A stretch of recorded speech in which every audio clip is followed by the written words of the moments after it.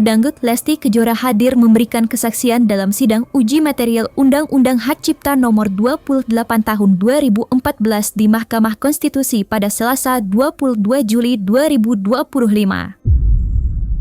Diketahui, Lesti hadir sebagai saksi dari pihak pemohon, yakni Vibrasi Suara Indonesia, untuk memberikan keterangan terkait keresahan yang dialaminya sebagai seorang penampil atau tepatnya penyanyi dangdut.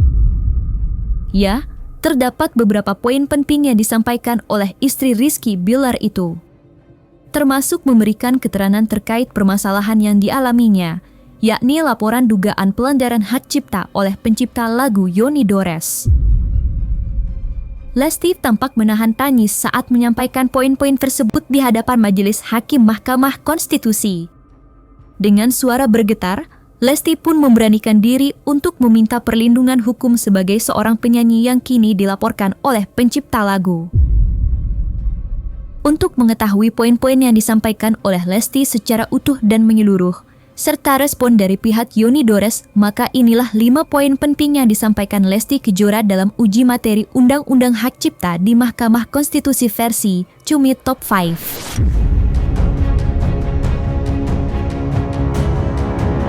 Poin pertama yang disampaikan Lesti kepada Majelis Hakim Mahkamah Konstitusi ialah Lesti berbicara soal perlindungan hukum baik sebagai penyanyi ataupun pencipta lagu. Ya, menurut Lesti, sebagai penyanyi yang kerap memenuhi tanggung jawabnya terhadap sebuah pekerjaan, dirinya telah memenuhi prosedur hukum termasuk perihal royalti lagu. Dan Lesti mengaku tak mengetahui jika pihak-pihak lain menyalahgunakan penampilannya dengan mengunggahnya di platform YouTube dengan menggunakan suara dan wajahnya. Maka dari itu Lesti meminta penegasan kepada Mahkamah Konstitusi terkait Undang-Undang Hak Cipta yang berlaku. Sekitar pada tahun 2016 hingga 2018, saya pernah membawakan lagu yang berjudul Bagai Ranting Yang Kering yang diciptakan oleh Bapak Yoni Mulyono alias Bapak Yoni Dores. Salah satunya dalam satu acara pernikahan yang diselenggarakan di Subang, Jawa Barat. Lagu tersebut saya bawakan atas permintaan pihak penyelenggara sebagai bagian dari daftar lagu yang telah disepakati. Video-video dari pertunjukan tersebut kemudian diunggah oleh pihak lain, penonton atau penyelenggara, ke sosial media atau di kanal digital yang dikenal YouTube, serta terdapat beberapa unggahan yang berisikan materi berupa foto saya yang ditempelkan sebagai thumbnail atau cover dari video lagu-lagu ciptaan dari Bapak Yoni Dores. Saya dan pihak manajemen tidak mengetahui atau menyetujui proses unggahan tersebut maupun elemen visual yang digunakan oleh pihak lain. 8 tahun kemudian, tepatnya pada tanggal 1 Maret 2025, saya menerima surat somasi dari kuasa hukum pencipta lagu Bapak Yoni Dores yang menyatakan bahwa saya dianggap telah mempertunjukkan karya cipta tersebut tanpa izin langsung dari penciptanya. Di dalam surat somasi tersebut, saya bahkan dituding telah melakukan pelanggaran ketentuan pidana dalam Undang-Undang Nomor 28 Tahun 2014 tentang hak cipta.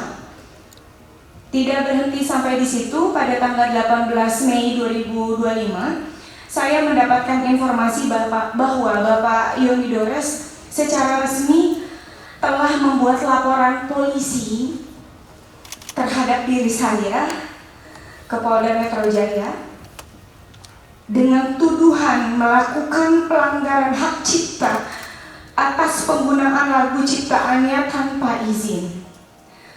Hal ini menimbulkan perspektif negatif terhadap diri saya, karena dengan adanya laporan tersebut, saya seakan-akan telah melakukan pelanggaran terhadap Undang-Undang Hak Cipta, sekaligus menunjukkan kegambangan norma hukum terhadap pelaku pertunjukan seperti saya. Saya sebagai penyanyi profesional, saya rutin diundang untuk tampil di berbagai acara, pernikahan, konser, pertunjukan panggung, dan kegiatan publik lainnya.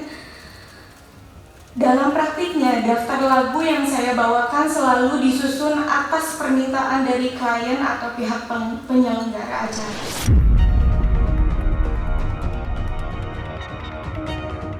Sementara pihak Yoni Dores yang diketahui melaporkan Lesti atas dugaan pelanggaran hak cipta lantaran menduga Lesti tak memiliki izin untuk menyanyikan lagu-lagu yang diketahui menjadi polemik, berspekulasi jika Lesti harus tetap meminta izin kepada pencipta lagu jika ingin menyanyikan lagu-lagu yang bukan ciptaannya. Dia harus izin sebenarnya ke pencipta. Itu pengertiannya, harus izin gitu loh. Tetapi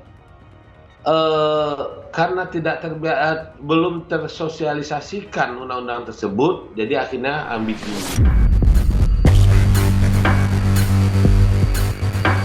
Di hadapan Majelis Hakim Mahkamah Konstitusi, Lesti juga berbicara soal sengketa royalti antara penyanyi dan pencipta lagu.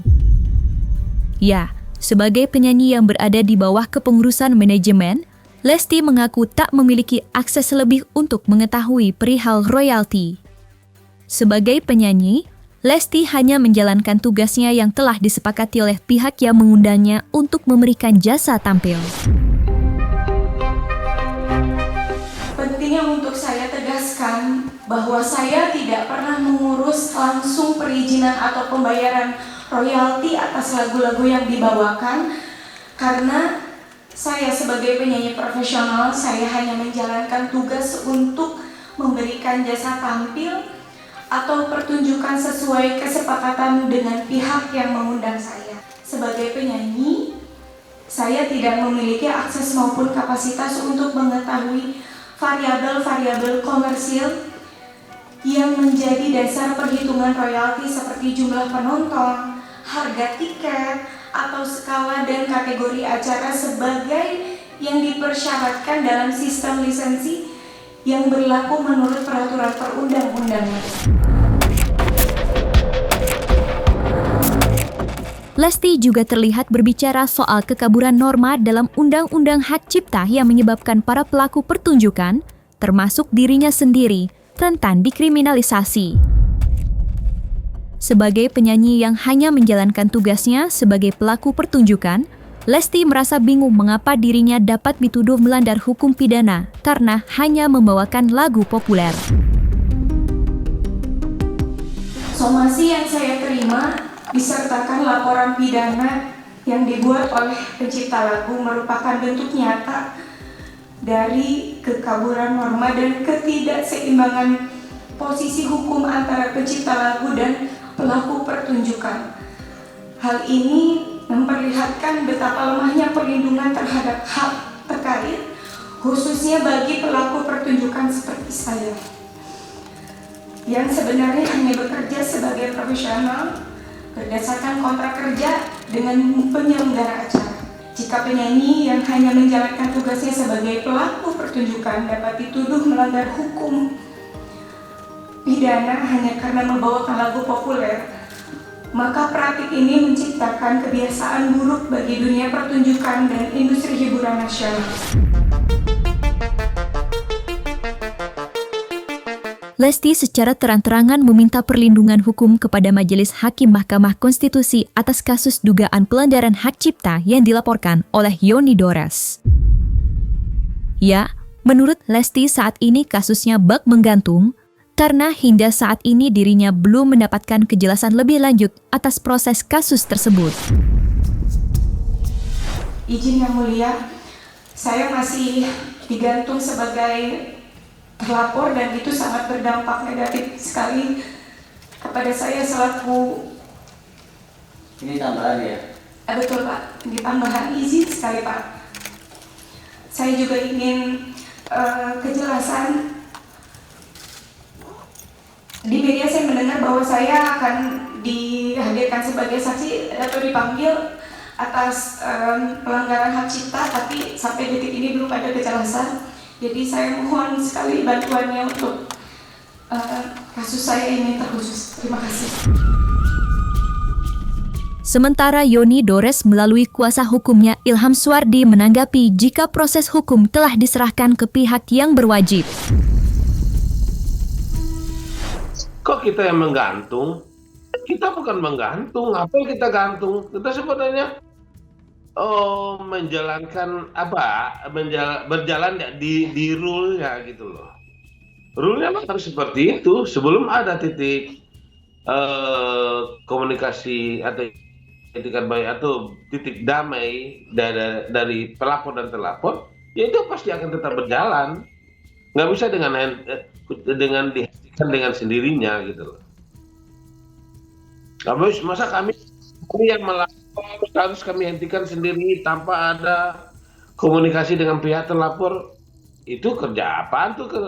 Cuma kami melapor dong. Lesti mengaku mendapatkan dampak negatif usai terjerat kasus dugaan pelanggaran hak cipta Yoni Dores. Ya, menurut Lesti banyak dampak negatif yang ia rasakan termasuk perihal pekerjaannya dan kenyamanannya. Di sisi lain, kasus dugaan pelanggaran hak cipta yang dilaporkan Yoni Dores terhadap Lesti Kejora itu masih bergulir di Polda Metro Jaya. Iya, banyak dong, banyak karena kan ya itu kan hal yang tidak baik ya gitu ya. Siapa yang siapa yang nyaman kalau menjadi terlapor terus gitu. Pengennya kan cepat selesai, cepat ada solusi apapun ya. Kalau memang cara penyelesaiannya harus bersilaturahmi ya apapun caranya lah ya. Saya berharap ini cepat selesai itu. Banyak kehilangan pekerjaan. Ya kalau soal itu bersyukur aja alhamdulillah. Cuma lebih ke tidak ya kenyamanan hati, kenyamanan saya pribadi aja gitu sebagai masyarakat Indonesia menjadi terlapor terus. Sebenarnya kan ini karena udah terlanjur masuk, udah terlanjur melangkah. Walaupun udah terlanjur melangkah kan bentuk penyelesaiannya pasti kan berbeda. Solusinya kan pasti apapun masalah pasti ada solusinya. Yang penting komunikasi. Sekarang komunikasinya hanya nggak ada, gimana cara solusinya untuk penyelesaiannya? Sejauh ini dari kuasa hukum saya masih ada komunikasi tapi nggak lewat saya langsung. Aja semoga dengan adanya proses yang sedang berjalan di Mahkamah Konstitusi saat ini itu bisa memperjelas posisi dan kedudukan dari para pencipta dan juga dari penyanyi sehingga konflik ini harus segera diakhiri. Dimana juga yang kita ketahui bersama proses yang sedang saat ini dihadapi oleh Lesti itu akan segera menemukan titik terang penyelesaiannya seperti apa persoalannya. Ya pastilah. Dan bukan cuma support istri, saya juga mensupport bagaimana nanti segala polemik yang terjadi TKPLT bisa diselesaikan dengan baik, bisa.